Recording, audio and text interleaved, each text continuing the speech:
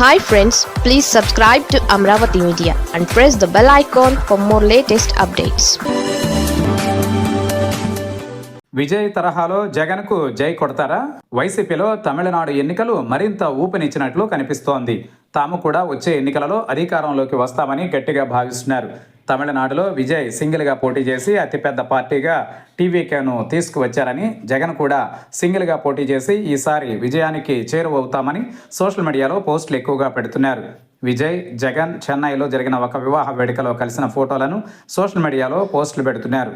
తమిళనాడు ఎన్నికలు చూసి వైసీపీ నేతలు అధికారంలోకి వచ్చినట్లేనని భావిస్తే అంతకు మించి జోక్ మరొకటి ఉండదంటున్నారు.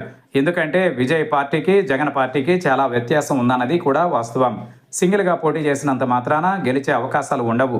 గత ఎన్నికల్లోనూ జగన్ సింగిల్గా పోటీ చేసి 11 స్థానాలకు మాత్రమే పరిమితమైన విషయాలను ఈ సందర్భంగా టీడీపీ శ్రేణులు గుర్తుకు తెస్తున్నాయి. విజయ్ కొత్తగా రాజకీయాల్లోకి వచ్చారు. సినీ గ్లామర్తో పాటు విజయ్ పట్ల తమిళనాడు ప్రజలు ఒకంత నమ్మకం పెట్టుకున్నారు. అలాగే విజయ్ ప్రజల ముందు పెట్టిన మేనిఫెస్టో కూడా జనాలను ఆ పార్టీకి దగ్గరగా చేర్చింది.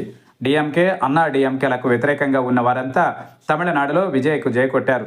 కానీ వైఎస్ జగన్ విషయంలో మాత్రం ఏపీలో డిఫరెంట్ అని చాలామంది అభిప్రాయపడుతున్నారు. ఇక జగన్ విషయానికి వస్తే మేనిఫెస్టోలో ఉచితాలు పెద్దగా పెట్టే అవకాశం లేదు. 2014లోనూ రైతు రుణమాఫీని జగన్ వ్యతిరేకించారు. 2019 ఎన్నికలలో కొన్ని స్కీములు పెట్టినప్పటికీ ఎక్కువగా విద్యా, వైద్యానికి సంబంధించి ఉన్నాయి. 2024 ఎన్నికల మేనిఫెస్టోలోనూ జగన్ తన పాత పథకాలను కొనసాగిస్తానని చెప్పడం, పింఛను మొత్తాన్ని దశల వారీగా పెంచుతానని ప్రకటించడం వంటివి అధికారానికి మాత్రమే కాదు, ప్రతిపక్ష హోదాకు కూడా దూరం చేశాయి. ఈసారి కూడా జగన్ ఆచరణ సాధ్యం కాని హామీలు ఇవ్వబోరంటున్నారు. మరి ఇటువంటి పరిస్థితులలో జగన్కు జనం ఎందుకు జయ కొడతారన్న ప్రశ్నకు మాత్రం వైసీపీ నేతల వద్ద సమాధానం లేదు.